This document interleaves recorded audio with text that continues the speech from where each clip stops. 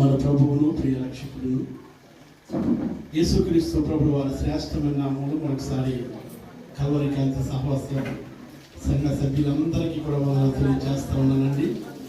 ఇటు సమయాన్ని నాకు ఇచ్చినటువంటి దేవుని సేవకులు రెవరెండ్ మోజెస్ అయ్య గారికి, అమ్మగారికి కూడా ప్రత్యేకమైనటువంటి వందనాలు. అలాగే దేవుని సేవకులందరికీ కూడా ప్రత్యేకమైనటువంటి వందనాలు తెలియజేస్తా ఉన్నాను. దేవుని స్తోత్రం, హల్లెలూయా.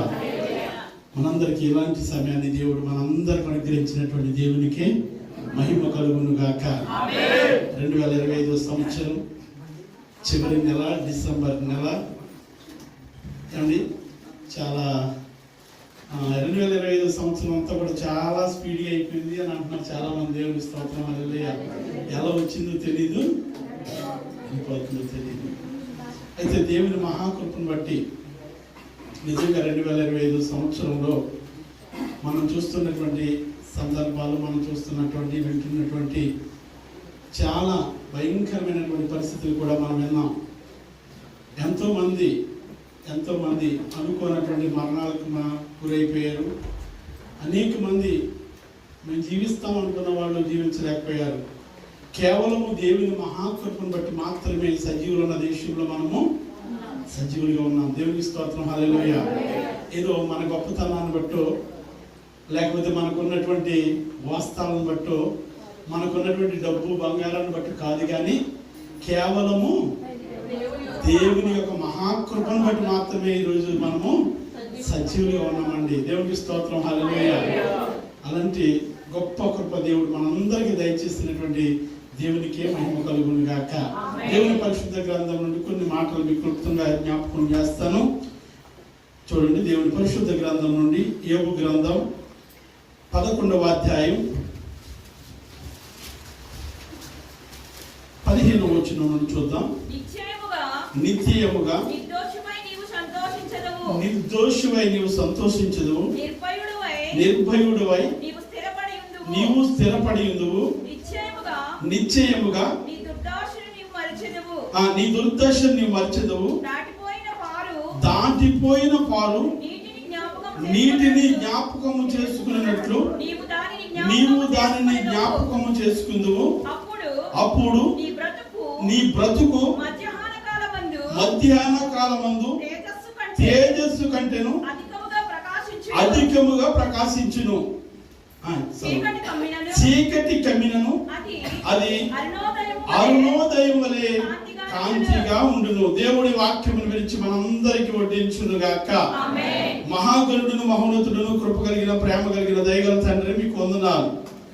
మరొక పర్యాయం ప్రభా, ఈ రీతిగా మేమందరము కూడి ఇంతవరకు పాటల్లోను ఆరాధనలోను మీరు మాతో మా మధ్య ఉన్నారు తండ్రి, మీకు వందనాలు. కల్వరి కాంతి సహవాసమును ప్రేమించి, దేవుని సేవకులను ప్రేమించి, సంఘ బిడ్డలను, దేవుని సేవకులను, పెద్దలందరినీ ప్రేమించి మీరిచ్చినటువంటి శ్రేష్టమైన సమయంలో ప్రభా వారితో కలిసి మేము కూడా పాలి భాగస్తులు ఉండడానికి మీరిచ్చినటువంటి సమయం బట్టి మీకు వేలాది వందనాలు చెల్లిస్తూ, మీ పక్షంగా నిలబడి కొన్ని నిమిషాలు మాట్లాడుచుంటుండగా వాక్యం మీది ప్రభా, మీ బిడ్డల మేము ప్రభా, మీరు మాట్లాడితేనే మాకు ఆశీర్వాదం, మీరు మాట్లాడితేనే మాకు దీవెన, మీరు మాట్లాడితేనే మాకు నెమ్మది ప్రభా. నన్ను మరుగు చేసుకోనండి ప్రభా. కొన్ని నిమిషాలు మీరు అందరితో మీరు మాట్లాడి మీరు మహిమ పొందమని అడిగి ప్రార్థన చేస్తున్నాము తండ్రి, ఆమేన్. దేవునికి స్తోత్రం, హల్లెలూయా, హల్లెలూయా.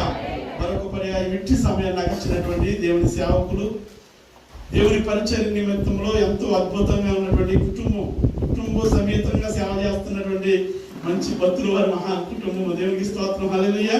మోజెస్ అయ్య గారికి మరి ప్రత్యేకంగా మరి సేవ నిమిత్తం మరి ఇండియా దేశంలో రాజమండ్రి పరిసర ప్రాంతాల్లో అద్భుతమైనటువంటి పరిచయం చేస్తున్నటువంటి మంచి సేవకులు. అలాగే మా సంఘాలకు కూడా చాలా పర్యాయములు వారు వస్తూ ఉంటారు ఇండియాలో. అలాగే అమ్మగారిని బట్టి మరి అమ్మగారు నిన్నటి దినాన్ని తెలియజేస్తారు. అయితే నిన్నటి దినాన్ని నేను రాలేనేమో అని అనుకున్నాను, ఎందుకంటే నిన్నటి దినాన్ని మా చర్చిలో ఆన్లైన్ ప్రేయర్ జరుగుతుంది. మరలా ఇంకొక 2 ఆరాధనకి ఈ రోజు నేను వెళ్ళాలి. అయినప్పటికీ అమ్మగారు నన్ను ప్రేమతో ఆహ్వానించారు. అలాగే మిమ్మల్ని కూడా చూసి చాలా రోజులైంది రావాలనే ఆశతో మీ వద్దకు వచ్చాను. దేవునికి స్తోత్రం, హల్లెలూయా, హల్లెలూయా. కేవలము దేవుని మహాకృపను బట్టి మాత్రమే ఇక్కడ నిలబడి మాట్లాడుతున్నాను. ఇందులో ఏ మాత్రము నా గొప్పతనం కానీ నాది ఏది లేదండి. ఈ రోజు నేను ఇలా ఉన్నానంటే కేవలము దేవుని కృప. దేవునికి స్తోత్రం, హల్లెలూయా.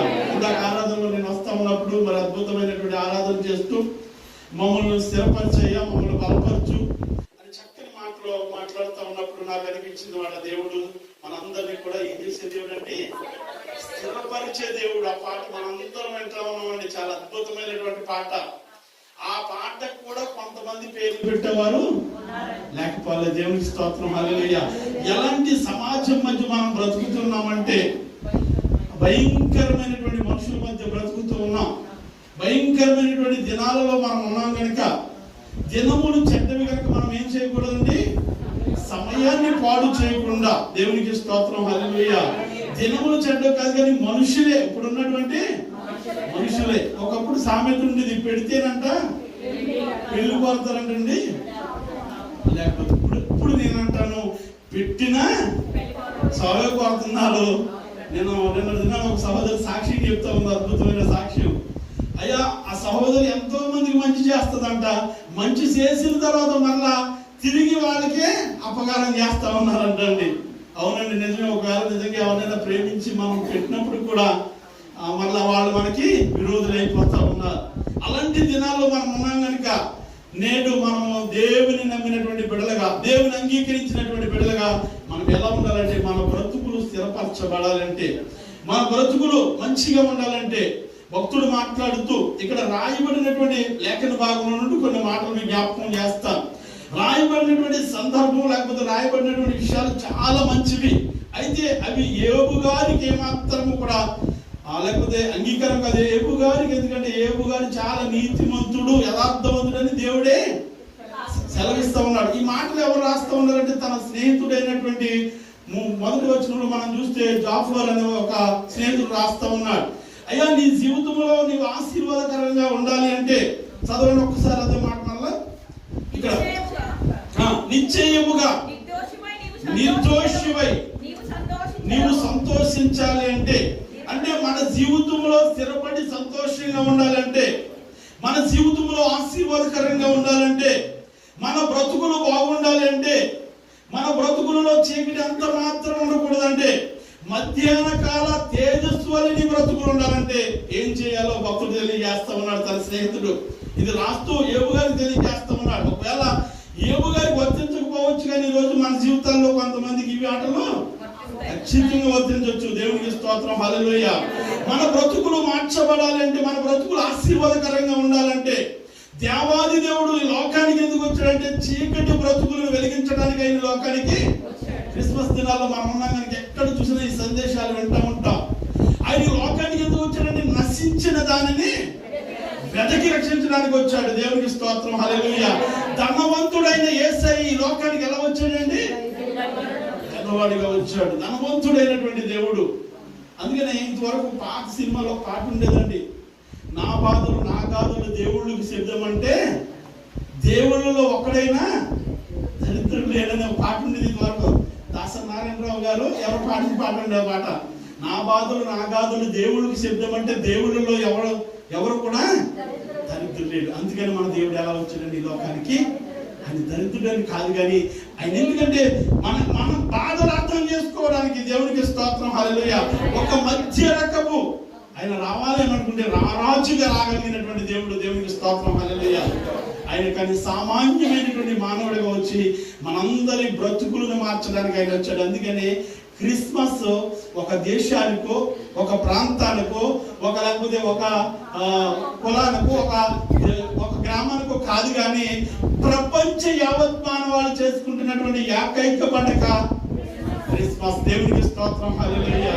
క్రిస్మస్ అంటే క్రీస్తుని ఆరాధించటం. దేవునికి స్తోత్రం. ఎందుకు ఆరాధించాలంటే కనుక మన బ్రతుకులను మార్చడానికి వచ్చినటువంటి దేవుడు. దేవునికి స్తోత్రం, హల్లెలూయా. మన పాపపు బ్రతుకులను మార్చడానికి వచ్చినటువంటి దేవుడు. మనందరి కొరకు తన ప్రాణాన్ని ధనముగా పెట్టడానికి వచ్చినటువంటి దేవుడు. దేవునికి స్తోత్రం, హల్లెలూయా. ఈ లోకంలో ఎంతో మంది బాబాలు అనబడిన వారు, ఎంతో మంది దేవుళ్ళు అనబడిన వారు ఈ లోకానికి వచ్చారు. ఎవరు చేయనటువంటి త్యాగం ఆయన మాత్రమే చేశాడండి. దేవునికి స్తోత్రం, హల్లెలూయా. ఏ స్వార్థం లేకుండా ఆయన చేసినటువంటి త్యాగం గొప్ప త్యాగం.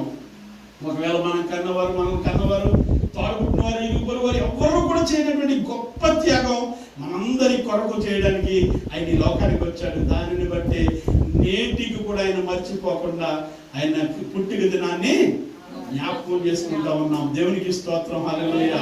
ఇక్కడ చదవబడినటువంటి భాగం ఈ రోజు కొన్ని విషయాలు మీకు క్లుప్తంగా జ్ఞాపకం చేస్తాను. మన జీవితాలు బాగుండాలి అని మనందరం కూడా అనుకుంటామండి. మన బ్రతుకులు స్థిరపరచబడాలి, మన బ్రతుకులు, మన బిడ్డల బ్రతుకులు కూడా మనం ఏమనుకుంటామంటే మా బిడ్డలు ఏదో ఒక స్థిరమైనటువంటి బ్రతుకులు బ్రతకాలని మనం కోరుకుంటాం. మన బ్రతుకులు కూడా స్థిరమైనటువంటి బ్రతుకు కావాలి, సంతోషంగా మేము బ్రతకాలి, ఆనందంగా మేము జీవించాలి, మా జీవితంలో సమాధానం కావాలి, మా జీవితంలో నెమ్మది ఉండాలి, మాకు ఏమాత్రము చీకటి మాకు ఉండకూడదు, ఎలుగు మాత్రమే ఉండాలి, మా జీవితంలో తేజస్సు లాంటి మంచి కార్యాలే మనకు జరగాలి, కానీ లేకపోతే భయంకరమైనటువంటి పరిస్థితులు మాకు ఎంత మాత్రము వద్దు. ఎవరు కూడా కోరుకోరు. ఎవరు కీడెవరైనా కోరుకుంటారండి? ఎవరు కోరుకోరు. ఎవరు కోరుకున్నా మాకు మంచి జరగాలి. దేవునికి స్తోత్రం, హల్లెలూయా. మా జీవితంలో గొప్ప ఆశీర్వాదాలు కావాలి, మా జీవితంలో గొప్ప దీవెనలు కావాలి, మా జీవితంలో మంచి జరగాలి. ప్రతిదీ కూడా ఏది చేసినా మంచి జరగాలని మనం కోరుకుంటాం. అందుకని భక్తుడు జాఫర్ రాస్తూ, అయ్యా మీ బ్రతుకులు నిత్యముగా మీకు ఆశీర్వాదకరంగా ఉండాలంటే, అయ్యా మీ బ్రతుకులు నిత్యంగా మీరు దీవెనకరంగా ఉండాలంటే, మీ బ్రతుకు జీవితంలో లేకపోతే మీరు ఏ పని చేసినా ఫలించాలి అంటే, లేకపోతే ఎక్కడున్నా దీవెనకరంగానే మీరు ఉండాలి అంటే, మీ బ్రతుకులు మధ్యాహ్న కాల తేజస్వలే ఎలగాలి అంటే మీరు ఏం చేయాలో ఆయన కొన్ని మాటలు జ్ఞాపకం చేస్తా ఉన్నాడు. ఆ పై వచనం నుండి 11వ వచనం నుండి కనుక మనం చూస్తే 13వ వచనం నుండి చూద్దాం. నీవు నీ మనస్సును చిన్నగా నిలిపిన యెడల నీ చేతులు ఆయన వైపు చాపిన యెడల పాపము నీ చేతిలో నుండి చూసి నీవు దాన్ని విడిచిన యెడల నీ గుడారములలో నుండి దుర్మార్గతను నీవు కొట్టివేసిన యెడల. దేవునికి స్తోత్రం, హల్లెలూయా. నిత్యముగా నీవు ఆశీర్వాదకరంగా ఉండాలి అంటే, నిత్యముగా నీవు దీవెనకరంగా ఉండాలంటే, ఖచ్చితంగా మీరు మన బ్రతుకులు బాగుండాలంటే, ఖచ్చితంగా మన కుటుంబాలు బాగుండాలంటే ఏం చేయాలో 4 మాటలు అక్కడ చెప్తా ఉన్నాడు. దేవునికి స్తోత్రం, హల్లెలూయా. ఆయన శ్రేష్టమైనటువంటి మాటలు తెలియజేస్తా ఉన్నాడు. ఈ మధ్యాహ్న కాల సమయంలో పరిశుద్ధాత్మ దేవుడు మరి మనతోనే ఒకవేళ సరి చేసుకోవాల్సిన ఏమి ఉంటే ఖచ్చితంగా సరి చేసుకోవాలి. దేవునికి స్తోత్రం, హల్లెలూయా. దేవుని సన్నిధానంలో ఇక్కడ ఎవరు నిలబడి మాట్లాడినప్పటికీ దేవుని వాక్యం ఒకవేళ నాతోనే మాట్లాడుతుంది అని మనం అనుకుంటే, మనకు కొన్నిసార్లు మనం అనుకుంటూ ఉంటాం, పాస్టర్ గారు నా గురించి తెలిసి నా గురించే మాట్లాడుతుంటారు. ఏసన్న గారు అంటూ ఉండేవారండి, అప్పుడప్పుడు ఉన్నటువంటి వాక్యం అంట చీపురి గట్ట దెబ్బ తగులుతా ఉంటాయంటే దేవునికి స్తోత్రం, హల్లెలూయా. అంటే నా గురించే మాట్లాడుతున్నారు. అలాగనుకున్నప్పుడు ఖచ్చితంగా మనం సరి చేసుకుంటే కనుక ఒకవేళ దేవుడు ఎవరి గురించి మాట్లాడతాడండి? మన గురించే మాట్లాడతాడు. దేవునికి స్తోత్రం, హల్లెలూయా. మన బ్రతుకులను మార్చాలని, మన బ్రతుకులను దీవెనకరంగా ఉంచాలని, మనం ప్రయోజనకరంగా ఉండాలని, మనం పాడైపోకూడదని, మనం మంచి జీవితం జీవించాలని, మనం పరలోక రాజ్యంలో వారసులుగా ఉండాలనే దేవుడు మనతో మాట్లాడతాడు. దేవునికి స్తోత్రం, హల్లెలూయా. ఇలా మాట్లాడుతూ ఉన్నప్పుడు మనము ఖచ్చితంగా ఒకవేళ మనతో మాట్లాడుతూ ఉంటే కనుక మన గురించే మాట్లాడుతున్నారని మనము వాళ్ళ మీద మనం కోపం తెచ్చుకోకుండా మనం ఏం చేసుకోవాలండి? సరి చేసుకోవాలి. దేవునికి స్తోత్రం, హల్లెలూయా. వాక్యము 2 అంచుల ఖడ్గమండి. బోధించే వారికి విని వారికి కూడా బోధిస్తున్నటువంటి లేఖన భాగమే దేవుని వాక్యము. దేవునికి స్తోత్రం, హల్లెలూయా. అందుకని మీ వాక్యమే మమ్మల్ని ఏం చేస్తుందంటే బ్రతికిస్తా ఉందండి. మీ వాక్యమే బాధల నుండి విడిపిస్తా ఉందండి. మీ వాక్యమే మా జీవితాలకు లేకపోతే అనేక గొప్ప కార్యాలు జరుగుతున్నాయండి. వాక్యం ద్వారా అనేక మంది మార్చబడ్డారు. దేవునికి స్తోత్రం, హల్లెలూయా. వాక్యం ద్వారా సోస్తపురం దొంగ మార్చబడ్డాడు. అనేక మంది సాక్ష్యాలు మనం వినొచ్చండి. వాక్యం ద్వారా అనేక మంది సరి చేయబడ్డారు. అంతేగాని లోకానుసారమైనటువంటి స్థితిని బట్టి ఎవరు కూడా మార్చబడలేదండి. నేనండి మా అబ్బాయి అండి పలానా సినిమా చూసాడండి, మంచి సినిమా, మంచోడు సినిమా చూసాడండి, మంచోడిగా మారిపోయాడన్న వారు ఎవరైనా ఉన్నారండి? మా అమ్మాయి అండి ప్రతిరోజు ఏదో ఒక సీరియల్ చూస్తూ ఉందండి. ఆ సీరియల్ చూసి మా అమ్మాయి పద్ధతి చాలా బాగా మార్చుకుందని ఎవరైనా అంటున్నారండి? లేదండి. ఈ దినాల్లో సీరియల్ చూసి, ఈ దినాల్లో సినిమాలు చూసి, ఈ దినాల్లో చూడకూడనటువంటి సన్నివేశాలు చూసి, మొన్న అనుకుంటా ఒక 10 రోజులు 15 రోజుల క్రితం నేను చూశాను సోషల్ మీడియాలో 13 సంవత్సరాల అబ్బాయి 14 సంవత్సరాల అమ్మాయిని ఎక్కడైనా చూసారా మీరు? 13 సంవత్సరాల అమ్మాయి అంటే 14 సంవత్సరాల అమ్మాయిని తీసుకుని హైదరాబాద్ చేయాలంటే అక్కడ ఎంత దారుణంగా ఉన్నాయి రోజులు. అంతేకాకుండా ఈ దినాల్లో చూస్తూ ఉంటే కొంతమంది మరీ భయంకరంగా, ఒకప్పుడేమో పురుషులే స్త్రీలను చంపేస్తూ ఉండేవారండి. దేవునికి స్తోత్రం. కొత్తగా ట్రెండ్ మారి ఎక్కువ ఎక్కడేంటా ఉన్నామంటే భర్త చేతిలో, భార్య చేతిలో భర్త హతమైపోయాడు. సెల్ఫీ తీసుకుందాం ఒక ఆవిడ భర్త నీటిలో తోసేసింది. దేవునికి స్తోత్రం. హల్లెలూయా. ఎలాంటి భయంకరమైనటువంటి రోజుల్లో మనం ఉంటా ఉన్నాం. ప్రేమలు చల్లారిపోయి. దేవునికి స్తోత్రం. హల్లెలూయా. అభిమానాలు లేవు, ప్రేమలు లేవు. మనుషులు ఎలా తయారయ్యారంటే స్వార్థ ప్రియులుగా తయారైపోయారు. దేవునికి స్తోత్రం. హల్లెలూయా. వాళ్ళు ఎలా ఉంటే నాకు అవసరం ఏముంది, నేను మాత్రము బాగుండాలి. వాళ్ళు ఏమైపోయినా పర్వాలేదు, నేను మాత్రం బాగుండాలి. వాళ్ళు నాశనం అయిపోయినా పర్వాలేదు అని మనం ఆలోచిస్తాం. దేవుని బిడ్డలుగా మనం ఏం చేయాలంటే ఎదటి వారు మేలు కోరేవారిగా మనము ఉండాలండి. దేవునికి స్తోత్రం. బైబిల్ గ్రంథం అదే చెప్తా ఉంది. నీ శత్రువును కూడా నువ్వేం చేయాలండి? ప్రేమించే మనసు ఉండాలండి. శత్రువును కూడా ప్రేమించే మనసు ఉండాలి. ఎప్పుడైతే ఎదటి వారి కొరకు నువ్వు బాధపడి ప్రార్థన చేయగలుగుతావు, ఏమంటాడు కదా, యోబు తన స్నేహితుల కొరకు ప్రార్థన చేసినప్పుడు అంటే ఆయన 2 అంతల ఆశీర్వాదం పొందుకున్నాడు. దేవునికి స్తోత్రం. అంటే స్నేహితుల కొరకు ప్రార్థన చేసినప్పుడు, ఇరుగు పొరుగు వారి కొరకు ప్రార్థన చేసినప్పుడు, ఇరుగు పొరుగు వారు బాగుండాలనే మనసు కలిగినప్పుడు, ఎదటి వారు బాగుండాలనే మనసు నీకు ఉన్నప్పుడు దేవుడే నిన్ను ఆశీర్వదిస్తాడు. అంతేగాని ఎదటి వారు పాడైపోవాలి, ఎదటి వారు నాశనం అయిపోవాలి, నాకంటే మంచి వస్త్రాలు ఎవరో కట్టుకోకూడదు, నాకంటే మంచి బంగారం ఎవరు పట్టుకోకూడదు, నాకంటే మంచి జాబ్ ఎవరికి ఉండకూడదు అనే ఈ ఉద్దేశము కొంతవరకు మాత్రమే పనిచేస్తా ఉన్న. దేవునికి స్తోత్రం. హల్లెలూయా. ఎప్పుడైతే ఎదటి వారు మంచి కోరే మంచి ఆలోచన కలిగి ఉంటావో దేవుడే నిన్ను ఆశీర్వాదకరంగా మారుస్తాడు. దేవునికి స్తోత్రం. హల్లెలూయా. మనుషులుగా మనం చాలా సార్లు మనుషుల ముందు ఒక మాట, వెనకాల ఒక మాట మాట్లాడుతూ ఉంటాం. అందుకనే బైబిల్ గ్రంథంలో భక్తులు అన్నారు, మనుషులు అంటే నక్క జిత్తులు ఉన్నటువంటి ఆలోచనలు కలిగి కూడా చాలా మంది ఉంటారంటే. అంటే మనుషుల ముందు పొగిడే నక్క జిత్తులు అంటే నక్కకు ఉన్నటువంటి జిత్తులు చాలా ఉంటాయి, చాలా వేషాలు వేస్తాయి నక్కలు. దేవునికి స్తోత్రం. హల్లెలూయా. అందుకు ఒక మాట మీకు జ్ఞాపకం చేస్తాను. నక్క ఒక రోజు వెళ్తా ఉన్నప్పుడు కాకి నోట్లో ఒక మాసం మొక్క చూసిందండి. ఏం చూసిందండి? కాకి నోట్లో మాసం మొక్క చూసింది. ఏమైనా సరే నక్క అనుకుందంట, ఆ మొక్క నేను తినాలని అనుకున్నదంటండి. నక్క చిత్రండి జ్ఞాపకం చేస్తా ఉన్నా. దేవుని స్తోత్రం. హల్లెలూయా. నక్క వెళ్తూ కాకిని చూసి, కాకి బావా నీ అందాన్ని చూస్తే నాకు, అబ్బా నీ అందం భలే ఉంది బావా అన్నదంటండి నక్క. కాకి బావా నువ్వు చాలా అందంగా ఉన్నావు, నీ రెక్కలు అందంగా ఉన్నాయి, నీ నోరు అందంగా ఉంది, నీ కాళ్ళు అందంగా ఉన్నాయి నక్క బావా. నేను నిన్ను చూస్తూ ఉంటే నాకే ఈడ్చి వచ్చేస్తుంది బావా అనుకునేసరికి కాకి అనుకుందంట, ఓహో నా కోసమే నువ్వే అంత అందంగా ఉన్నావంటే నీ స్వరం ఇంకా ఎంత అందంగా ఉంటుందో. దేవునికి స్తోత్రం. హల్లెలూయా. నువ్వే ఇంత అందంగా ఉన్నావంటే నీ స్వరం ఇంకా బాగుంటుంది కనుక ఆ నీ స్వరంతో ఒక్క పాట పాడవా, నువ్వు పాడితే నేను వినాలని ఉన్నదన్న. నక్క అనుకుందంట, పాప కాక అనుకుందంట, నిజమే కావాలనుకుని కావుమని నోరు ఆగించిందంట కాకి నోట్లో. అంటే మనల్ని కూడా ఎందుకు ఈ మాట చెప్తా ఉన్నానంటే, మనల్ని కూడా ఇలాగా దొంగతనంగా పొగిడేవారు చాలా మంది ఉన్నారండి. లేకపోలే. దేవునికి స్తోత్రం. హల్లెలూయా. అవసరాలను బట్టి నిన్ను పొగుడుతారు. వాళ్ళ అవసరాలు తీర్చుకోవడం వరకు నిన్ను పొగుడుతారు. వాళ్ళ అవసరాలు కాస్త అవడం వరకు నిన్ను ఎంతైనా ఎత్తెక్కించేస్తారు.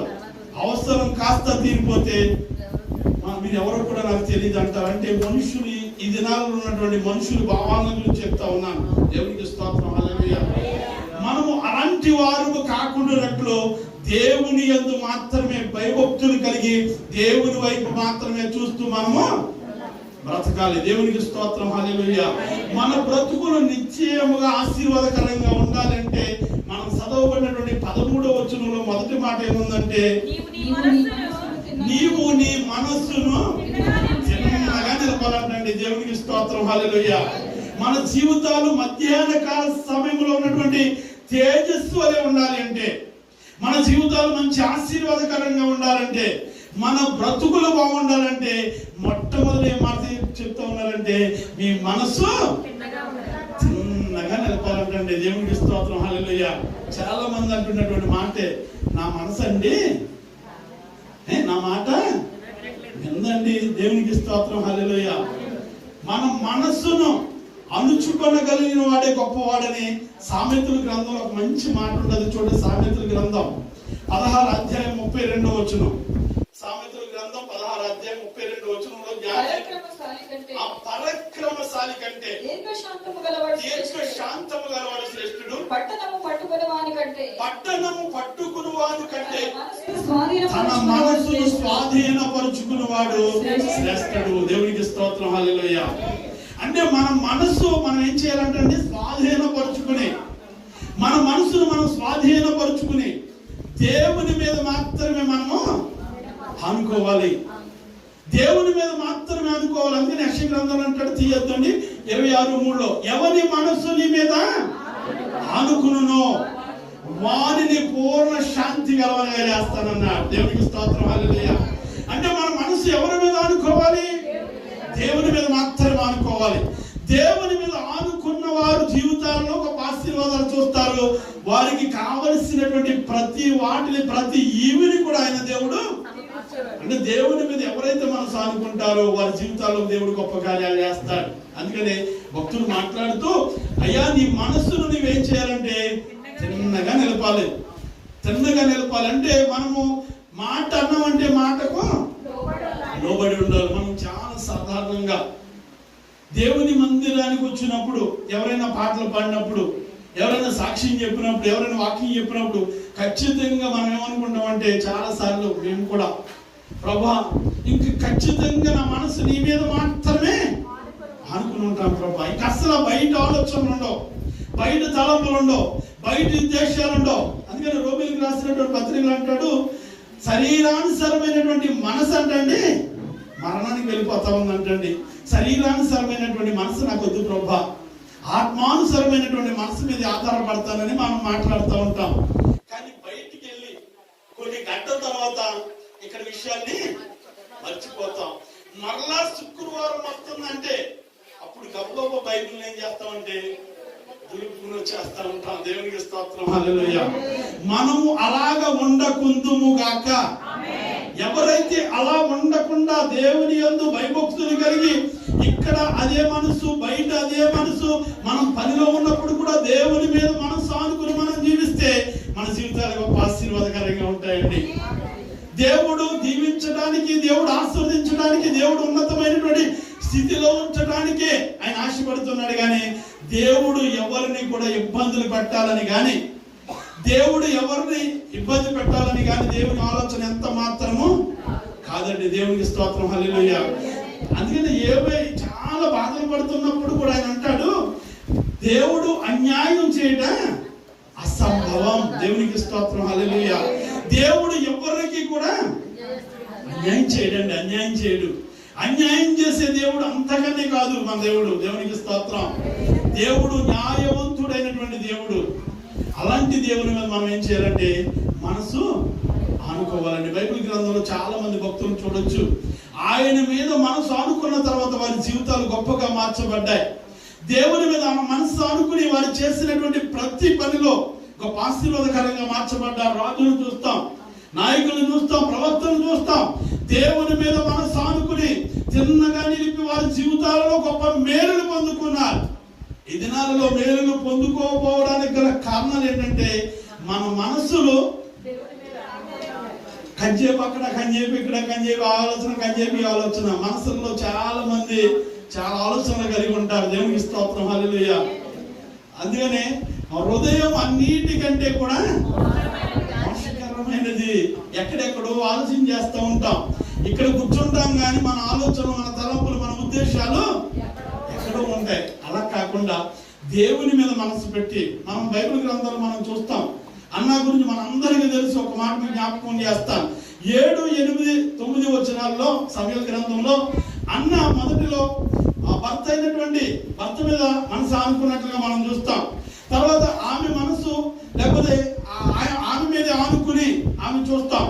10వ వచనంలోకి వెళ్ళేసరికి దేవుని మీద ఆనుకున్నట్లుగా మనం చూస్తాం. దేవునికి స్తోత్రం, హల్లెలూయా. అప్పుడు వరకు ఆమె కొంతకాలం ఏమో భర్త మీద ఆనుకున్న మనసు, కొంతకాలం ఏమో ఆమె నాకే జరుగుతుందని అనుకున్నది కొంతకాలం. తర్వాత 10వ వచనంలోకి వచ్చేసరికి ఆమె బహు దుఃఖాక్రాంతురాలై దేవుని సన్నిధిలోకి వచ్చి ఆమె మనస్సు దేవుని మీద పెట్టి అడిగినప్పుడు ఆమె జీవితంలో కార్యం జరుగుతుంది. దేవునికి స్తోత్రం, హల్లెలూయా. అంటే మనం మనస్సులో నుండి మాట్లాడాలి దేవునితో.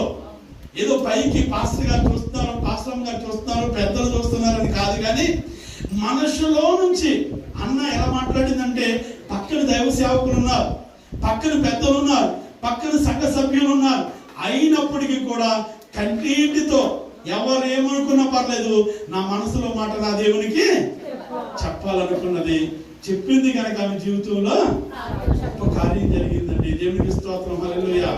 మన మనసు నిండిన దాన్ని బట్టి మనసులో ఏముండాలంటే ఎప్పుడు దేవుని ఆలోచన ఉండాలి, దేవుని తలపులు ఉండాలి, దేవుని ఉద్దేశం ఉండాలి. దేవుని మంచి మాటలు మంచి పాటలు మాత్రం మన మనసులో ఉన్నప్పుడు మనం ఎప్పుడు కూడా ఎవరి మీద అనుకుంటామంటే దేవుని మీద మాత్రమే అనుకుంటాం. అందుకని కీర్తనకారుడు అంటాడు 24వ కీర్తన 4వ వచనంలో ఒక మంచి మాట అంటాడు చూడండి. 24వ కీర్తన 4వ వచనం, వారి మార్గంలో నుండి దరిద్రులను తొలగించి వేయుదురు, దేశంలోని 24వ అధ్యాయం అండి 4వ వచనం అండి. వ్యర్థమైన దాని యందు మనసు పెట్టకయు, కపటముగా ప్రవర్తించకయు, ఆ నిర్దోషమైనటువంటి చేతులతో ఆ శుద్ధమైనటువంటి హృదయం కలిగి నిన్నువాడే యెహోవా వలన ఆశీర్వదింపబడిన వాడు అంటండి. దేవునికి స్తోత్రం, హల్లెలూయా. వ్యర్థమైన దాని యందు మనసు పెట్టిన వాడు, అనవసరమైన వాటి యందు మనసు పెట్టకుండా ఏది మన జీవితాలకు క్షేమకరమైందో, ఏది మన జీవితాలకు మేలు కలుగుతుందో, ఏది మన జీవితాలకు మంచి చేస్తా ఉన్నదో దాని మీద మాత్రమే మనసు పెట్టాలి.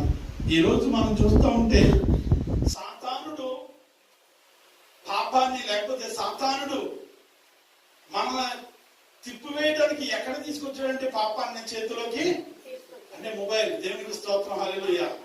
ఈ మొబైల్ మంచి చూడడానికి చాలా తక్కువ మంది ఇష్టపడతారు. మొబైల్ చాలా మంచి వాక్యాలు, మంచి దైవ సేవకుల సాక్ష్యాలు అద్భుతమైన వింటాం, కానీ చెయ్యి ఆటోమేటిక్ గా వెళ్ళిపోతుంది ఎక్కడికంటే ఈ లోకానుసరమైనటువంటి కామెడీ మాటలకి, ఈ లోకానుసరమైనటువంటి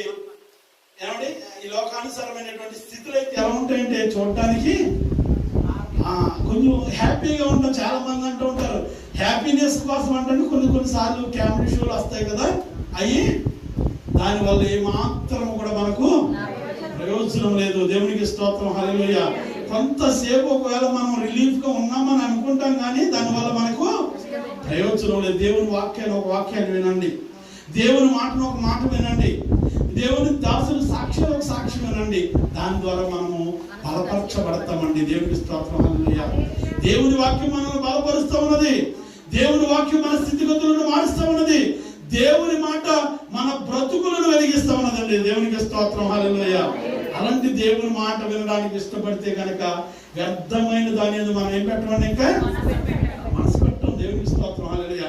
అది మనకు అవసరం లేదు, అది మనం చూసినా మనకు ప్రయోజనం లేదు, అక్కడికి వెళ్ళినా మనకి ఏమాత్రం ప్రయోజనం లేదు, ఆ స్థలంలో ఉన్న మనకి ఏమాత్రం కూడా ప్రయోజనం లేదని ఎప్పుడైతే వ్యర్థమైన దాని యందు మనసు పెట్టకుండా మనం జీవిస్తామో, ఒకగానొక సమయంలో దావీదు మహారాజు పడుకోవలసిన సమయంలో లెగిచి మిద్ది మీద అటు ఇటు తిరుగుతా ఉన్నాడండి. మనసు ఎక్కడికి వెళ్ళింది? వ్యర్థమైన దాని యందు మనసు వెళ్ళింది. దానివల్ల ఎంత నష్టపోయాడో కూడా మనందరికీ కూడా తెలుసు. దేవుని మందిరములో ఉండవలసినటువంటి సమయంలో దేవుని మందిరములో ఉండకుండా, దేవుని యొద్ద ఉండవలసినటువంటి సమయంలో దేవుని యొద్దకు రాకుండా బైబిల్ గ్రంథం ఏం తెలియజేస్తా ఉన్నదంటే, మనం అంటే దేవుని మందిరంలో కూడుకునుట మానకుడి అంటారు. దేవుని స్తోత్రం, హల్లెలూయా.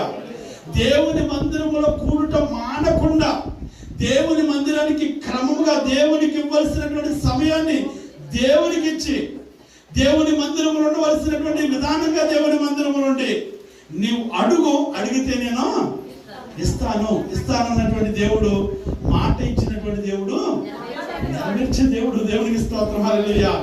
వాగ్దానం ఇచ్చి వాగ్దానం నెరవేర్చడానికి ఆయన సమర్థుడైనటువంటి దేవుడు. ఆయన ఏమి కూడా చేయలేని వాడి దేవుడు కాదు మన దేవుడు. దేవునికి స్తోత్రం. మన కథలన్నీ కూడా మార్చగలిగినటువంటి దేవుడు అండి, మన స్థితిగతులను మార్చగలిగినటువంటి దేవుడు. కాబట్టి మన మనసు ఎవరి మీద ఉండాలంటే దేవుని మీద ఉండాలి. అందుకని ఒక భక్తుడిని జ్ఞాపకం చేస్తాను. 2వ దినవృత్తాంతముల గ్రంథం 12వ అధ్యాయం 14వ వచనం. 2వ దినవృత్తాంతముల గ్రంథం 12వ అధ్యాయం 14వ వచనం. అతడు తన మనసు యెహోవాని వెదుకుటయందు నిలుపుకొనక చెడు క్రియలు చేసెను. రెహబాము చేసిన కార్యములన్నిటిని బట్టి ఇక్కడ మనం చూస్తే గనక రెహబాము రాజు అతడు తన మనసు యెహోవాని వెదుకుటయందు నిలపక ఏం చేశాడంటండి? చెడు క్రియలు చేసేసాడు. దేవునికి స్తోత్రం, హల్లెలూయా. అంతకుముందు ఈ జీవితం చూస్తే గనక పై వచ్చును చూద్దండి, పై వచ్చును రాజైనటువంటి రెహబాము యెరూషలేమునందు స్థిరపడి ఏలుబడి చేసెను. ఏలన ఆరంభించినప్పుడు ఇక్కడ చూస్తే ఆయన ఏమయ్యాడంటే మొదట దేవుని మీద ఆధారపడినని చెప్పు, దేవుని మీద తన మనసు ఉంచినని చెప్పు, దేవుని మాటకు విధేయత కలిగినని చెప్పు, దేవుని మాట ప్రకారంగా పనిచేసినని చెప్పు కూడా ఆయన ఏమైందంటే ఆయన జీవితంలో స్థిరత్వం వచ్చిందండి. దేవునికి స్తోత్రం, హల్లెలూయా. ఆయన స్థిరపడ్డాడు అని మనం చూస్తూ ఉన్నాం.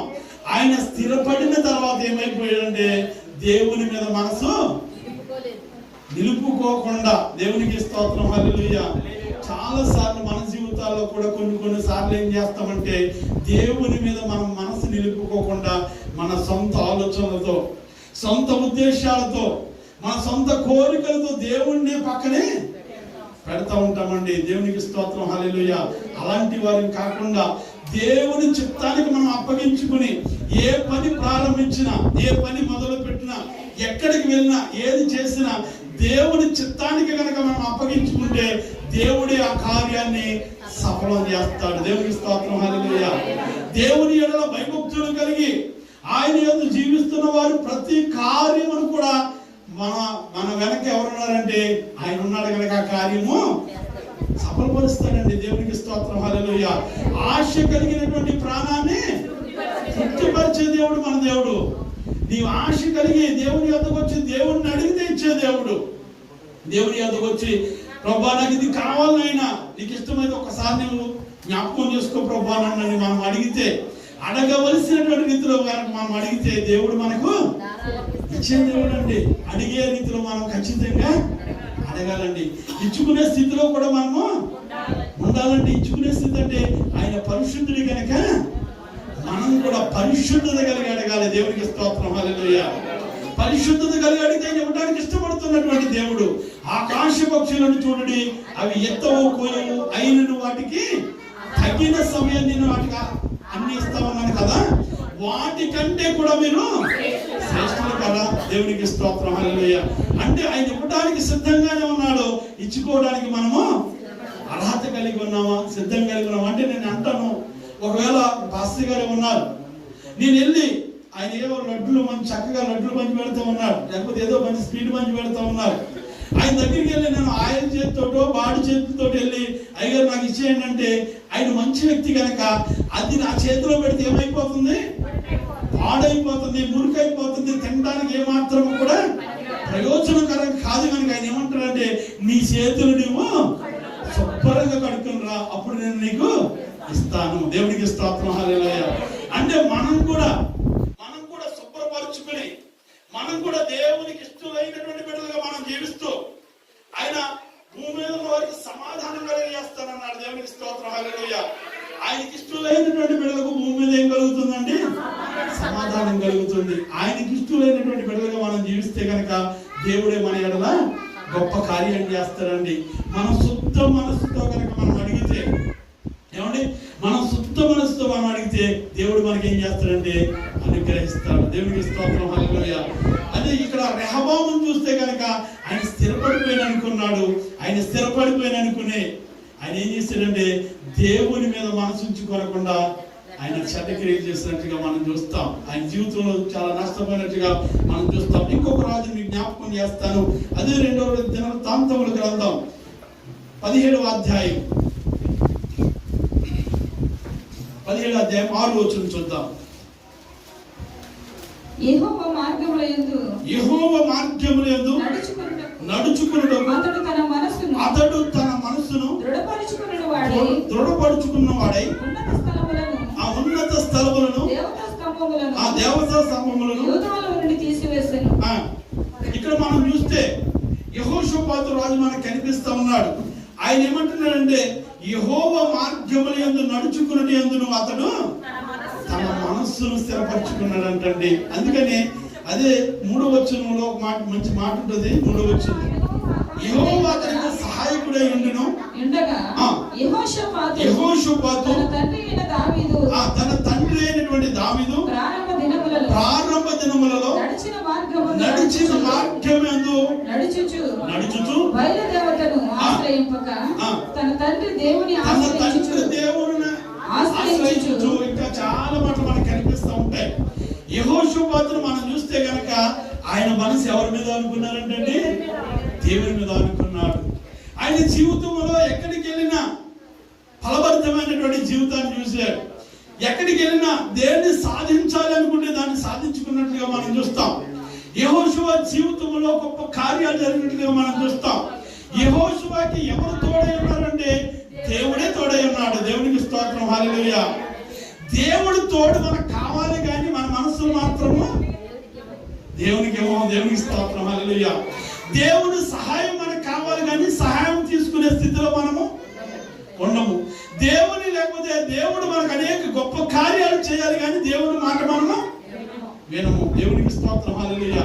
ఇక్కడ యెహోషాపాతు అలా చేయలేదు కానీ దేవుని మార్గములందు నడుస్తూ దేవుని మాటకు విధేయత కలిగి దేవుని మాట ప్రకారంగా చేస్తూ దేవుడు ఏది చెప్తే ఎక్కడికి వెళ్ళమంటే ఎక్కడికి వెళ్ళకూడదంటే దేవుని ప్రతి మాటకు విధేయత కలిగి ఉన్నాడు కనుక దేవుడే అతనికి తోడై ఉన్నాడు. దేవునికి స్తోత్రం, హల్లెలూయా.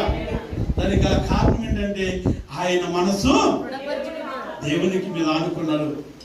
దేవుని మీద ఆనుకుంటే మనము ఏ దుష్కార్యములు చేయమని భక్తుడు దావీదు ఒక మాట అంటాడు. 51వ కీర్తన అంటాడు 10వ వచనంలో.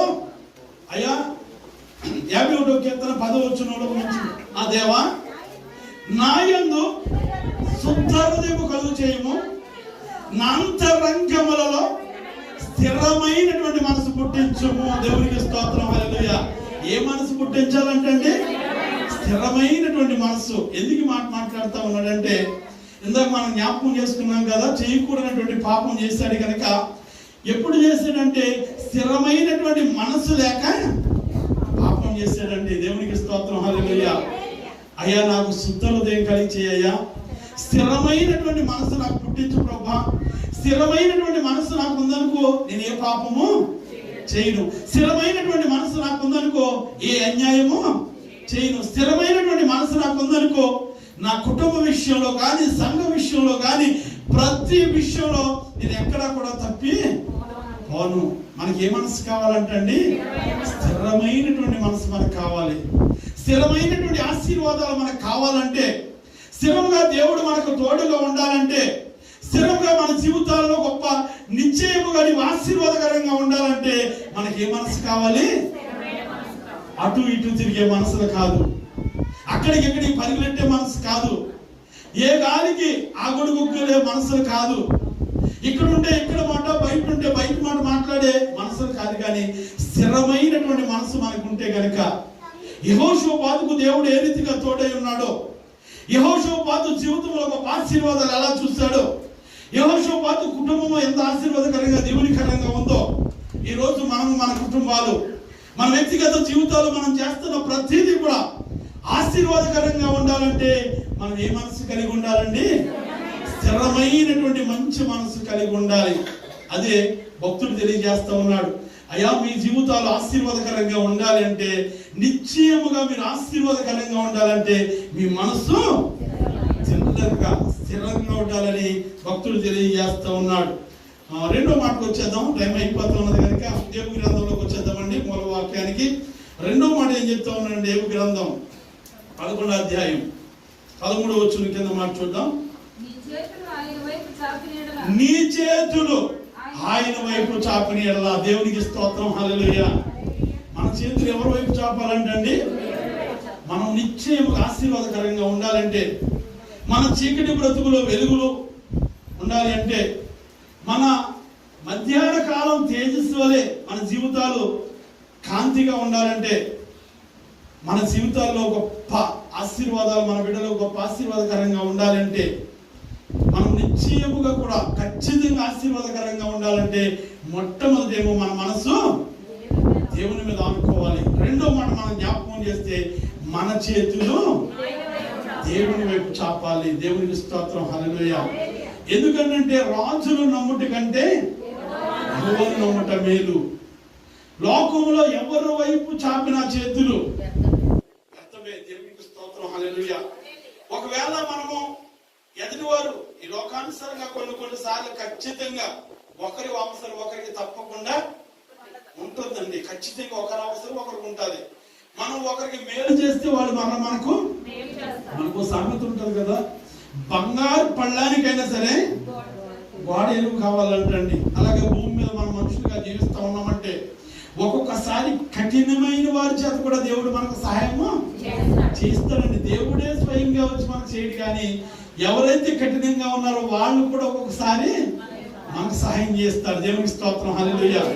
అలాగని మనము లోకానుసరమైన వారి వైపు చేతులు చాపకుండా మొట్టమొదట ప్రథమ స్థానము దేవునికి ఇచ్చి, అయ్యా నీవెవరి చేత నాకు సాయం చేయిస్తావో ప్రభా, అయ్యా నాకు ఈ యొక్క పరిస్థితిలో నేను ఉన్నాను, ఎవరి చేత నన్ను ఇక్కడ నుండి బయట పాడేస్తావో ప్రభా, ఎవరు నాకు చూపిస్తావో ప్రభా అని ఎవరిని అడగాలండి? మొదట దేవుడిని అడగాలి. దేవుని వైపు చేతులు చాపి మనం, కొండల తట్టు నేను కన్నులెత్తుచున్నాను, నాకు సహాయము ఎక్కడి నుండి వచ్చును?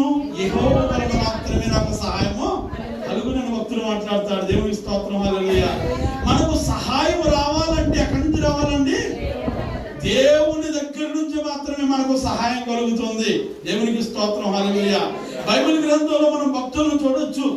చాలా మంది భక్తులు వారి అవసరాలను బట్టి దేవుని వైపు చూసి, దేవుని వైపు రెండు హస్తాలు చాపి, అయ్యా నా స్థితిగతి ప్రభా, మాకున్నటువంటి పరిస్థితులు ఇవి ప్రభా, మాకున్నటువంటి ఇలాంటి బంధకాలలో ఉన్నాం ప్రభా అని ఆయన వైపు చేతులు చాపినప్పుడు దేవుడే వారి ప్రార్థన ఆలకించి ప్రార్థనకు జవాబిచ్చినటువంటి దేవుడు. దేవునికి స్తోత్రం. అందుకని దేవుని పరిశుద్ధ గ్రంథంలో నుండి 2వ దినవృత్తాంతముల గ్రంథం 6వ అధ్యాయం 12వ వచనం, 6వ అధ్యాయం 12వ వచనం ఒక మంచి మాట మనకు కనిపిస్తూ ఉంటుంది. చూడండి.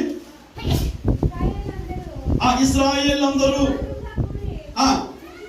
సమాజంగా కూడి చూచుచుండగా యెహోవా బలిపీఠం ఎదుట నిలిచి తన చేతులు చాపి ప్రార్థన చేశారంటండి. ఎవరండి? ఏమండి? మామూలు సామాన్యమైనటువంటి మనిషి కాదు. దేవునికి స్తోత్రం, హల్లెలూయా. మనకి ఇక్కడైతే ఈ లోకంలో అయితే కొంచెం ఘనత వస్తే, కొంచెం పాస్టర్ గారు అయినా సరే, ఏమండి మా గురించి మీరు చెప్తున్నాం అని అనుకోవద్దు, కానీ కొంచెం ఆశీర్వాదకరంగా దేవుడు మారిస్తే వాడు బైబిల్ ఒకరు పట్టుకు రావాలి, కూడా అటు ఇటు సెక్యూరిటీలు ఉండాలి. ఏమండి?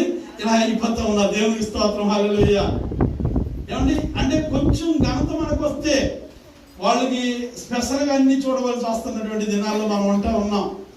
ఆ దినాలలో గొప్ప రాజు, ఏమండి చాలా ఉన్నతమైనటువంటి స్థితిలో ఉన్నటువంటి రాజు, గొప్ప ఆస్తి ఐశ్వర్యం అన్ని కలిగినటువంటి రాజు ఒక మందిరాన్ని కట్టాడు. మందిరం కట్టి సమాజం అంతా చూస్తూ ఉంటుండగా తన రాజరికాన్ని పక్కన పెట్టాడు, తనకున్నటువంటి హోదాను పక్కన పెట్టాడు, తనకున్నటువంటి గొప్పను పక్కన పెట్టాడు, తనకున్నటువంటి లేకపోతే నేను ఒక ఉన్నతమైనటువంటి రాజుని కదా, నన్ను చూసి వీళ్ళు ఏమన్నా తక్కువగా మాట్లాడతారని కూడా ఏమి పట్టించుకోకుండా ఆయన రెండు చేతులు ఆకాశం వైపు చాపి మోకరించి ఆకాశం వైపు చాపి దేవుణ్ణి అడుగుతూ ఉన్నాడండి. దేవునికి స్తోత్రం, హల్లెలూయా. ప్రార్థిస్తూ ఉన్నాడు.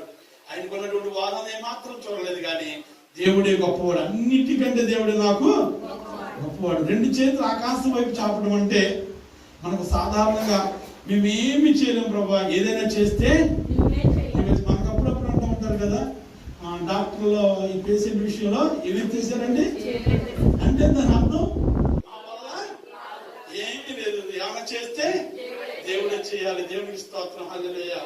ఈయన కూడా ఏమన్నాడంటే ఒక మందిరాన్ని కట్టాడు. అక్కడ ఉన్నటువంటి పరిస్థితులను బట్టి, అక్కడ ఉన్నటువంటి భయంకరమైనటువంటి వ్యాధులను బట్టి, అక్కడ ఉన్నటువంటి భయంకరమైనటువంటి రోగాలను బట్టి, ఇంకా అధ్యాయంలో చివరి వచనాల్లో లేకపోతే 7వ వచనం 14వ వచనం 7వ అధ్యాయం 14వ వచనం చాలా మంచి మాటలు మనకు కనిపిస్తాయి. అక్కడ ఉన్నటువంటి భయంకరమైనటువంటి పరిస్థితిని బట్టి దేవుని మందిరానికి వచ్చి ఇశ్రాయేలు ప్రజల విషయంలో ఆయన ప్రార్థన చేసినట్లుగా మనం చూస్తాం. ఇశ్రాయేలు ప్రజలు క్షేమం కొరకు ఆయన ప్రార్థన చేస్తున్నట్లు చూస్తాం. ఆ దేశ క్షేమం కొరకు 2 చేతులు ఎత్తి, అయ్యా మా వల్ల అయితే ఏమీ కాదు ప్రభా, ఏమైనా చెప్తే నువ్వే చేయాలి ప్రభా అంటే 2 చేతులు ఎత్తి ప్రార్థన చేస్తే దేవునికి చాలా. అందుకని కీర్తనకారుడు అంటాడు చూడండి ఒక మాట, కీర్తన గ్రంథం 141వ కీర్తన 141వ కీర్తన 2వ వచనం. కీర్తనకారుడు అంటాడు చక్కని మాట, నీ ప్రార్థన ధూపం వలెను నీవు చేతులెత్తుట సాయంకాల నైవేద్యం వలె ఉంటుందంటే దేవునికి స్తోత్రం, హల్లెలూయా. అంటే ప్రార్థన ధూపం వలె ఉంటే 2 చేతులు ఎత్తుట సాయంకాల నైవేద్యం వలె దేవుని వద్దకు చేస్తా ఉందంటండి. ఎప్పుడైతే చేతులెత్తి ప్రార్థన చేస్తామో, అయ్యా నీవే చేయాలి ప్రభా, అయ్యా నీవే నా కుటుంబ విషయంలో ప్రభా, నీవే నా వ్యక్తుల విషయంలో ప్రభా, నీవే నా యొక్క ఉన్నతమైనటువంటి ప్రతి స్థితిని నీవే మార్చగలిగినటువంటి దేవుడు ప్రభా. నీకు ఏ బాధ ఉన్నా, ఏ కష్టం ఉన్నా, ఏ శ్రమ ఉన్నా, ఏ శోధనలో ఉన్నా, నీ జీవితం స్థిరపరచబడాలంటే దేవుని యొద్దకు వచ్చి 2 చేతులు ఆకాశం వైపెత్తి నీవు ప్రార్థన చేస్తే దేవుడే నీ కార్యాన్ని నెరవేరుస్తాడు. సాధారణంగా మనం ఏమనుకుంటామంటే మాకు లేకపోతే ఎవరో పెద్ద పాస్టర్లు వచ్చి ప్రార్థన చేస్తే ఈ కార్యం అయ్యేలా జరుగుతుందండి. చాలా మంది ఎక్కడెక్కడికో పరిగెడుతుంటారు. మనకి ఇక్కడ లేదు కానీ ఇండియా దేశంలో చాలా మంది ఎక్కడో జరుగుతుందంటే స్వస్థత, అక్కడికి వెళ్తే నాకు లేక ఇంకో సంఘం ఉంటుంది, పెద్ద సంఘం ఉంటుంది, వేల మంది వస్తూ ఉన్నారంటే అక్కడికి వెళ్తే నాకు స్వస్థత జరుగుతుంది అని అనుకుంటారు. కానీ మనలో విశ్వాసం లేకుండా ఎక్కడికి వెళ్ళినా కూడా ఏమీ జరగదు. నీ విశ్వాసంతో నీవు ఉన్నటువంటి సంఘంలోనే ఉండి, నీ విశ్వాసంతో నువ్వు ఉన్నటువంటి స్థలంలో నుండి ప్రార్థన చేస్తే విశ్వాస సహితమైనటువంటి ప్రార్థన రోగిని స్వస్థపరచును. దేవునికి స్తోత్రం, హల్లెలూయా. నీలో నమ్మకం లేకుండా, విశ్వాసం లేకుండా నువ్వు ఎక్కడికి వెళ్ళినా జరగదు. కానీ విశ్వాసంతో 2 చేతులు ఎత్తి ప్రార్థన చేసినప్పుడు దేవుడే నీ ఎడల కార్యమును చేస్తాడు. దేవునికి స్తోత్రం, హల్లెలూయా. 2వ మాట, నిశ్చయముగా మనం ఆశీర్వదింపబడాలి అంటే కనుక ఏం చేయాలండి? 2 చేతులు ఎత్తి మనం ఏం చేయాలి? ప్రార్థన చేయాలి. 3వ మాట చూద్దాం. ఏబు గ్రంథంలోకి వచ్చేద్దాం. చూడండి ఏబు గ్రంథం. ఆ పాపము నీ చేతిలో నుండి చూసి దానిని విడిచిపోయాలంటండి. ఏం విడిచిపోయాలి మనము? పాపము. దేవునికి స్తోత్రం, హల్లెలూయా. పాపముతో మనం ఉన్నంతసేపు మనకి ఆశీర్వాదం రాదు. పాపము మన చేతిలో ఉంటే దాన్ని ఏం చేయాలంటండి? విడిచిపెట్టాలి. పాపాన్ని ఎప్పుడైతే విడిచిపెట్టేస్తామో, పాపము జీవితాన్ని ఎప్పుడైతే పాతి పెట్టేస్తామో, పాపాన్ని ఎప్పుడైతే మనం దేవుని దగ్గర ఒప్పుకుని, అయ్యా నాకు తెలిసి తెలియక ప్రభా, అయ్యా నేను నీ మాట వెనుకనే ఈ పనులు చేశాను ప్రభా, పాత జీవితాన్ని నేను పాతి పెట్టేస్తా ఉన్నాను ప్రభా, పాపాన్ని విడిచిపెట్టాలి. కానీ మనం ఏం చేయకూడదంటండి? కప్పుకునే వారిగా మనం ఉండకూడదంటండి. దేవునికి స్తోత్రం. కప్పుకునే వారిని చూసి ఏమంటారంటే వేషధారణ. దేవుడు దేనినైనా క్షమించాడు కానీ వేషధారణ క్షమించలేదండి. పాపం అంటే ఆ వేషధారణ అంటే భక్తుల్లోకి వస్తే భక్తురాలు, బయటికి వెళ్తే వేరే జీవితం. అది కాదు. దేవునికి స్తోత్రం, హల్లెలూయా. దేవుడు, మన దేవుడు ఎలాంటి దేవుడు అంటే నీవెక్కడున్నా కూడా చూస్తున్నటువంటి దేవుడు. ఆయనకు ఒక మంచి పేరు, చూచుచున్న దేవుడు అయ్యా, చూస్తున్నటువంటి దేవుడు. కాబట్టి మనం ఏం చేయాలంటే ఏ పాపమైనా సరే దాన్ని మనం విడిచిపెట్టామనుకోండి, మన ప్రార్థన దేవుడు ఆలకిస్తాడు. మన జీవితంలో దేవుడు గొప్ప కార్యాలు చేస్తాడు. హోషేయ గ్రంథం 14వ అధ్యాయం 1వ వచనంలో ఒక మంచి మాట ఉంటుంది.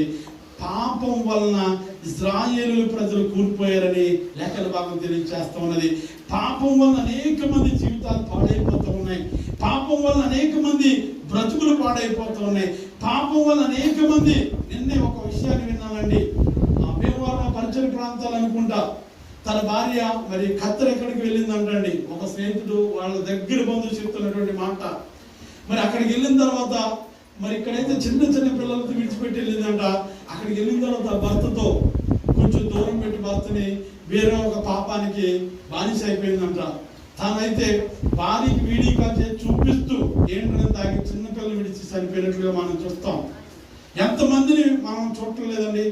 మరి ఏం జరిగిందో తెలియదు, ఎలా జరిగిందో తెలియదు, కానీ మనం మీరు చూసారో లేదో ఆ లక్కవరం ప్రాంతం అయితే సిద్ధినాడ బ్రిడ్జి మీద నుంచి చిన్న పిల్లల ముందర అమ్మాయిని గోదావరిలో పాడవేసేటండి. తర్వాత ఏమో అబ్బాయిని పాడేస్తూ ఉంటే అబ్బాయి పాపం 11 సంవత్సరాలు 12 సంవత్సరాలు అనుకుంటా, వాడికి తెలిసి కొంచెం పరిగెట్టుకుని వెళ్ళిపోతా ఉంటే పరిగెట్టుకుని వెళ్తున్న బిడ్డని పట్టుకుని ఆ అబ్బాయిని పాడేసి అతను కూడా గోదావరిలో దూకి చనిపోయాడండి. ఎందుకో ఏంటో అది కారణం తెలియదు, కానీ నేనేమంటానంటే ఒకవేళ పాపం ఏదైనా ఉంటే దాన్ని విడిచిపెట్టకపోతే మమ్మల్ని అది కాటు వేసేస్తా ఉన్నదండి. దేవుని స్తోత్రం. పాపం వల్ల వచ్చే జీతము మరణమే. పాపం వల్ల ఇశ్రాయేలు ప్రజలు కూలిపోయారండి. పాపం వల్ల బలవంతులు కూలిపోయారు. పాపం వల్ల అనేక కుటుంబాలు పతనమైపోయినాయి. పాపం వల్ల భక్తుల జీవితాలు నాశనం అయిపోయినాయి. ఎంతో ఆశీర్వాదకరంగా ఉండవలసినటువంటి కుటుంబాలే, ఎంతో దీవునికరంగా ఉండవలసినటువంటి కుటుంబాలే. మనం అనుకుంటాం ఎవరు చూడలేదు కదా, మనం అనుకుంటాం మన వారు ఎవరు లేరు కదా, మనం అనుకుంటాం నాకు తెలిసిన వారు ఎవరు లేరు కదా అని అనుకుంటాం. పాపమును దొంగతనము ఆగదంటండి, ఏదో ఒక రోజు బయటపడిపోతా ఉన్నది. కాబట్టి మనం ఏం చేయాలంటే దానికి చాలా దూరంగా ఉండాలని లేఖన భాగం తెలియజేస్తున్నది. అందుకని ఇంకొక మాట యెహెజ్కేలు గ్రంథంలో 18వ అధ్యాయం 30వ వచనంలో చూద్దాం. 18వ అధ్యాయం 30వ వచనం, యెహెజ్కేలు గ్రంథం 18వ అధ్యాయం 30వ వచనం.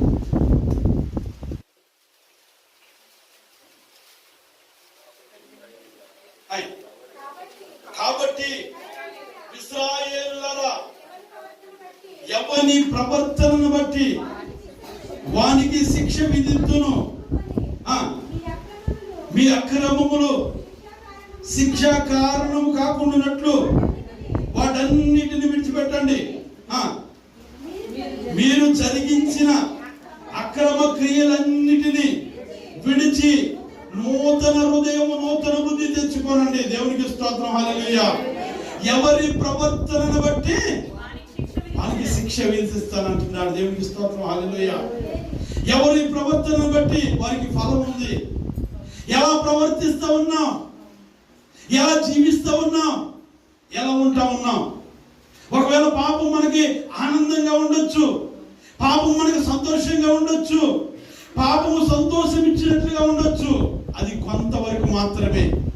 తర్వాత దేవుడిచ్చే శిక్ష తప్పకుండా అందరూ అనుభవించవలసి వస్తా ఉన్నది. అందుకని ఆయన అంటాడు, ఎవరి ప్రవర్తనను బట్టి వారికి శిక్ష విధిస్తా ఉన్నాను. అలాంటి శిక్షకు కారణానికి మీరు గురి అవ్వకుండా వాటిని ఏం చేయమంటా ఉన్నాడండి.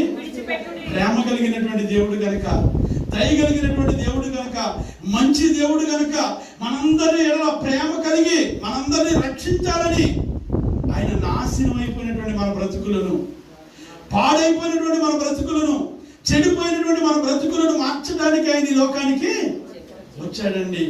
ఒక సమయంలో చెడిపోయినటువంటి పాపంతో పట్టబడినటువంటి ఒక స్త్రీని తీసుకొచ్చి ఆయన ముందు పెట్టారు. అయ్యా, ఈ పాపం చేసింది కనుక ఈమెనే మోషే ధర్మశాస్త్ర ప్రకారంగా రాళ్లతో కొట్టి చంపాలయ్యా అని ప్రజలందరూ గోజాడుతూ ఉన్నారు. ఒకవేళ దేవుడు అదే కానిస్తే కనుక అక్కడ ఉన్నటువంటి కొంతమంది నాయకులు కొంతమంది ఉన్నారు. వాళ్ళు ఏమంటారంటే, నీవేమో రక్షిస్తానన్నావు, ఇప్పుడేమో రాళ్ళతో కొట్టమంటున్నావా అని అంటానికి సిద్ధంగా ఉన్నా. అయితే అక్కడ ఏమన్నాడంటే ఒక్క మాట, సర్వాంతర జ్ఞాని అయినటువంటి దేవుడు, సర్వము తెలిసినటువంటి దేవుడు ఆయన ఏమన్నాడంటే, మీలో పాపం లేని వారు మొదటగా ఏమన్నాడు. అక్కడ అందరూ చూశారు, అందరూ ఏదో చిన్న చిన్న పాపాలు ఉన్నాయి, అందరూ వెళ్ళిపోయారు. అప్పుడు ఆయన అన్నటువంటి మాట శ్రేష్టమైనటువంటి మంచి మాట, అమ్మా నేను కూడా నిన్ను ఏమి చేయను, ఇక మీదట ఏమండి, ఇక మీదట నీవు పాపం చేయకు. దేవునికి స్తోత్రం. హల్లెలూయా. ఇంతకు ముందు తెలిసి తెలియక పాపం చేస్తావు. ఇంతకు ముందు తెలిసి తెలియక ఎవరు చెప్పక పాపం చేసేవేమో, నీ విన్న తర్వాత ఇక మీదట పాపం చేయవద్దు. దేవునికి స్తోత్రం. హల్లెలూయా. అంటే పాపి తన పాపములో ఉండి చనిపోవడం దేవునికి ఇష్టం కాదు. దుష్టుడు తన దుష్టత్వం నుండి చనిపోవడం దేవునికి ఇష్టం కాదు. వాళ్ళు మార్చడానికే దేవుడి లోకానికి వచ్చాడు. దేవునికి స్తోత్రం. హల్లెలూయా. వాళ్ళు మార్చడానికి లోకానికి వచ్చాడు. కాబట్టి ఆయన ఏమంటున్నాడంటే, ఎవని ప్రవర్తనను బట్టి వారికి ప్రతిఫలం నేను ఇస్తాను కనుక, ఒకవేళ మనం చేయకూడనటువంటి పనులు, ఒకవేళ మనం ఉండకూడనటువంటి స్థలంలో, ఒకవేళ జీవించకూడనటువంటి పరిస్థితుల్లో మనం ఉంటే, దాని నుండి మనం ఏం చేయాలండి? దూరంగా ఉండి నూతన బుద్ధి, నూతన స్వభావం, నూతన సంవత్సరంలో అడుగు పెట్టబోతున్నటువంటి మన బ్రతుకులు స్థిరపరచబడాలి అంటే, నూతన సంవత్సరంలో అడుగు పెట్టబోతున్నటువంటి మన బ్రతుకులు బాగుండాలంటే, నిత్యముగా నీ జీవితం ఆశీర్వాదకరంగా ఉండాలి, నిత్యముగా నీ జీవితం జీవనకరంగా ఉండాలి, నిత్యముగా మధ్యాహ్నం కాంతి వల్ల నీ జీవితం కాంతిగా ఉండాలి, చీకటి నీ జీవితంలో ఉండకూడదు అని అంటే కనుక, పాపము నీ చేతిలో ఉన్నప్పుడు దాన్ని ఏం చేయాలండి? విడిచిపెట్టేయాలి. దేవునికి స్తోత్రం. హల్లెలూయా. విడిచిపెట్టాలి. దాన్ని ఏమాత్రం వెంట తీసుకురాకూడదు, కానీ విడిచిపెట్టేవారిగా మనం ఉండాలని లేఖన భాగం తెలియజేస్తాం. దేవుని గ్రంథంలోకి వచ్చేద్దాం. ఇంకొక మాట, చివరి మాట చూసుకుందాం. కనుక మీలో కొంతమంది అయ్యారు ఇంకా ముగించలా అన్నట్లుగా చూస్తున్నారేమో నేను అనుకుంటా ఉన్నాను. దేవునికి స్తోత్రం. ముగింపులోకి వచ్చేస్తామని ఇంకొక మాట, దేవుని గ్రంథం 14వ వచనం చూద్దాం. నీ గుడారములో నుండి దుర్మార్గతను కొట్టివేసిన యెడల నిత్యముగా నిర్దోషమై ఆశీర్వాదకరంగా ఉంటావు. గుడారములో నుండి ఏం కొట్టివేయాలంటండి? దుర్మార్గతను కొట్టివేయాలి. మన గుడారములో నుండి, గుడారం అంటే మన ఇళ్లలో అనుకోవచ్చు, నీ దేహమే గుడారం. దేవునికి స్తోత్రం. హల్లెలూయా. గుడారాల గురించి కూడా దేవుడు మాట్లాడుతూ, నీతిమంతుల గుడారములో నుండి ఏం రావాలండి? రక్షణకు వచ్చినటువంటి సంగీత సునాదములు రావాలి. దేవునికి స్తోత్రం. హల్లెలూయా. మన గుడారాల నుంచి ఏం రావాలంటే దేవుని మాటలు రావాలి, స్తుతి రావాలి. అంతేగాని మనం ఇంటికి వెళ్ళిన తర్వాత కొంతమంది అంటారు, వారి నోట్లో నోరు పెట్టకూడదండి బాబు, ఎందుకైనా మంచిది. మనం ఒకటి అన్నాం అనుకోండి, వాళ్ళు 10 అనే వరకు మనం విడిచిపెట్టరు.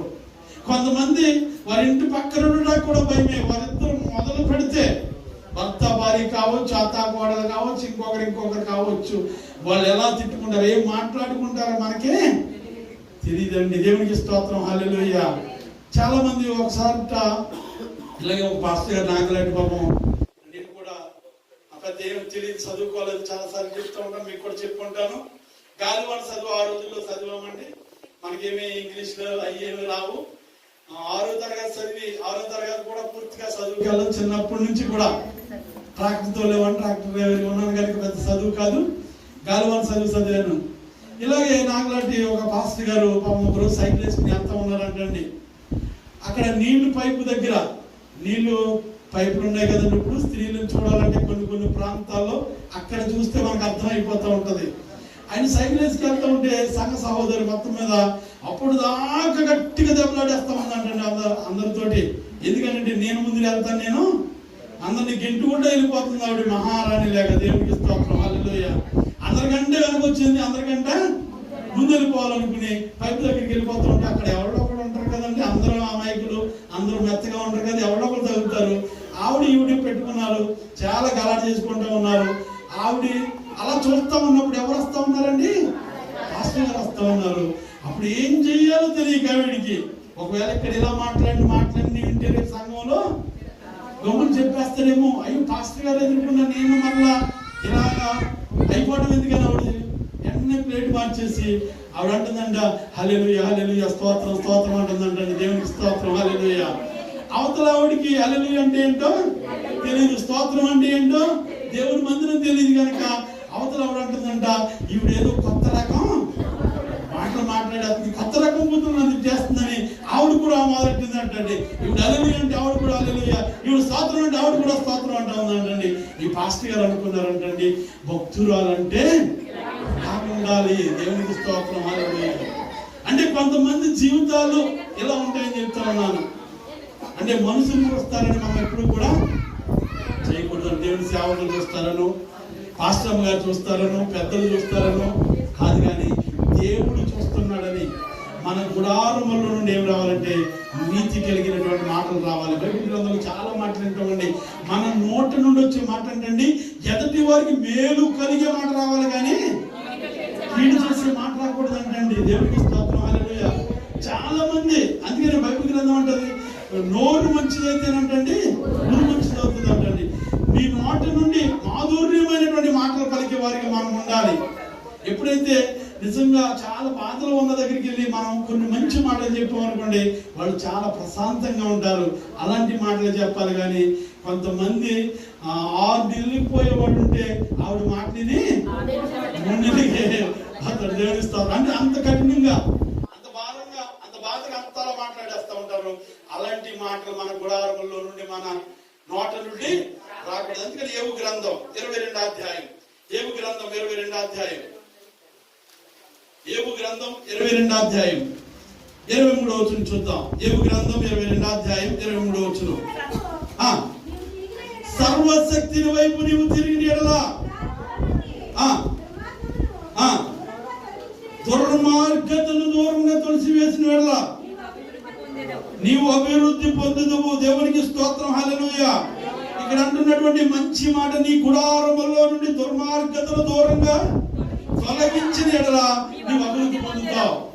మనం అభివృద్ధి పొందాలి అంటే మన హృదయంలో నుండి ఏం తీసివేయాలండి? దుర్మార్గతను తీసివేయాలి. అదేంటండి మేమేం దుర్మార్గం చేస్తున్నాం అని మనం అనుకోవచ్చు. అదేంటండి మేమేం చేస్తున్నాం అని మనం అనుకోవచ్చు. ఒకరిని మనము నిందించి మాట్లాడటం కూడా దుర్మార్గమేనండి. అందుకని అంటాడు, నీ కంటిలో ఉన్నటువంటి నలుసుని తీసుకుని ఎదుటి వారి కంటిలో ఉండండి. అంటే మనలో చిన్నదున్నా సరే తీసుకుని మనం మాట్లాడాలి. మనం గమ్ముని ఒకరు వేలు పెట్టి చూపించేస్తామండి. చూపించేసి అయ్యో నువ్వు అలా చేస్తున్నావు, అలా చెప్తూ ఉన్నప్పుడు మనం ఎన్ని చూస్తే అంటే 4 దేవునికి స్తోత్రం, హల్లెలూయా. అంటే ఎదుటి వారిని మనం ఎప్పుడు కూడా కించపరిచే విధంగా మనము మాటలు మాట్లాడకూడదు. ఇలాగ కలిగి ఉన్నప్పుడు మన జీవితాలు ఎంతో ఆశీర్వాదకరంగా ఉంటాయి. అందుకని చాఫర్ భక్తుడు తెలియజేస్తున్నటువంటి మాట యోబుకు తెలియజేస్తా ఉన్నాడు. అయితే యోబు జీవితంలో అన్ని చాలా యథార్థంగా ఉన్నట్టుగా మనం చూస్తాం. ఈ మాటలు ఒకవేళ యోబుకు వర్తించకపోవచ్చు, కానీ మన జీవితాలకి ఖచ్చితంగా వర్తిస్తాయండి. ఎప్పుడైతే ఇలాంటి మంచి భావం కలిగి ఉన్నామో అప్పుడు మన జీవితాలు అంటండి మేలుకరమైనటువంటి జీవితాలు మనం పొందుకుంటాం, ఆశీర్వాదకరమైనటువంటి జీవితాలు మనం చూస్తాం. అప్పుడు నిశ్చయముగా నీవు ఆశీర్వదింపబడతావు, నిశ్చయముగా నీవు ఆశీర్వదింపబడతావు. అందుకని పై మాట కూడా ఉంది కదా, అదే 21వ వచనం, అదే 22వ అధ్యాయం 21వ వచనం. ఎవరితో మనం ఆయనతో సహవాసం చేసిన యెడల నీకు సమాధానం కలుగును, అలాగునే మేలు కలుగుతుంది అంటండి. ఎవరితో ఎవరితో స్నేహం చేయాలి? దేవునితో సహవాసం చేయాలి. దేవునితో సహవాసం చేస్తే మనకి ఏం కలుగుతుందంటే సమాధానం కలుగుతుంది. దేవునితో సహవాసం చేయాలని అనుకుంటే కనుక ఈ 4 విషయాల్ని మనము విడిచిపెట్టాలండి. ఏ 4 విషయాలు? మొట్టమొదటి ఏం జ్ఞాపకం చేశారు మీకు?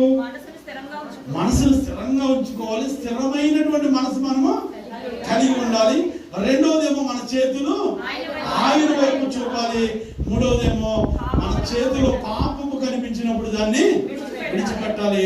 4వదేమో మన గుడారములో నుండి దుర్మార్గతలు, చెడ్డ ఆలోచనలు, చెడ్డ తలంపులు, చెడ్డ ఉద్దేశాలు, ఎదుటి వారి పట్ల చెడ్డ ఉద్దేశాలు మనం ఏమాత్రం కూడా మనం కలిగి ఉండకుండా మన జీవితాలు మనం సరి చేసుకుని మనం ఉన్నప్పుడు యోబు గ్రంథంలోకి వచ్చేద్దాం. ఎలాగ ఆశీర్వదింపబడతామో మరొకసారి చదువుకుని మనం ముగింపులోకి వచ్చేద్దాం. చూడండి 15వ వచనం నుండి. నిశ్చయముగా నిర్దోషివై నీవు సంతోషిస్తావు, నిర్భయుడివై నీవు స్థిరంగా ఉంటావు, నిశ్చయముగా నీ దుర్దర్శనం కూడా నేను మర్చిపోతావు. ఏమంటున్నాడంటే నువ్వు సంతోషించాలంటే ఈ 4 విషయాలు మన జీవితంలో ఉండాలి. నువ్వు స్థిరపరచబడాలి అంటే, స్థిరంగా మన జీవితాలు ఉండాలంటే, స్థిరమైనటువంటి మంచి బ్రతుకులు మనం బ్రతకాలంటే ఈ 4 విషయాలు మనం విడిచిపెట్టే వారికి ఉండాలి. అంతే అంతేకాకుండా మన దురుద్దేశం అంటే మనము మర్చిపోతాం. అంటే దురుద్దేశం మన జీవితంలో నష్టాలు, మన జీవితంలో కష్టాలు, మన జీవితంలో రోగాలు, మన జీవితంలో బాధలు, మన జీవితంలో ఇబ్బందులు, ఇరుకులు అన్నిటినీ కూడా మనం ఏమైపోతాం అంటే మర్చిపోతాం అంటండి. అలాంటి మన జీవితాలు ఇంకా జ్ఞాపకంలోకి రావు. ఎప్పుడంటే ఈ 4 విషయాలు మనం ఖచ్చితంగా ఉన్నప్పుడు. చదవడానికి ఎందుకు దాటిపోయిన పారు నీటిని జ్ఞాపకం చేసుకున్నట్లు నీవు దానిని జ్ఞాపకం చేసుకుందువు, అప్పుడు నీ బ్రతుకు మధ్యాహ్న కాలపు తేజస్సు కంటేనే అంత అందంగా, అంత ఆనందంగా, అంత సంతోషంగా ఉంటుందంటండి. దేవునికి స్తోత్రం, హల్లెలూయా. ఇలాగే ఒక పాస్టర్ గారు ప్రతిసారి వచ్చి ఇలా వాక్యం ఎక్కువ చెప్పేస్తా ఉంటే ఒకసారి చిన్న సీట్ రాసి పెట్టారంటండి. అక్కడ క్లుప్త ప్రసంగం మంచిది, మరలా మీరు పిలువబడతారు. అలా మీరు ఎవరు అన్నారని నాకు తెలిసి మీ అందరికి వందనాలండి. దేవుడు మనందరి జీవితాల్లో ఒక ఆశీర్వాదాలు ఉంచాలంటే ఈ 4 విషయాలు కలిగి మనం ప్రార్థన చేసి దేవుని సన్నిధానంలో ఉంటున్నటువంటి మనం ఆయన యందుండి మన జీవితాల్లో ఆశీర్వాదకరంగా ఉండాలన్నది దేవుని యొక్క ప్రణాళిక. దేవుని సిద్ధం కనుక దేవుడు ఆయన మనందరినీ సిద్ధపరుస్తున్నటువంటి దేవుడు కనుక మనమందరినీ క్రిస్మస్ దినాల్లో ఉన్నాం. నిజమైనటువంటి క్రిస్మస్ ఆనందాన్ని, సంతోషాన్ని మనం పొందుకోవాలంటే దేవునికి ఇష్టమైన బిడ్డలుగా జీవించడం, అలాంటి కృప దేవుడు మనందరికీ దయచేయును గాక.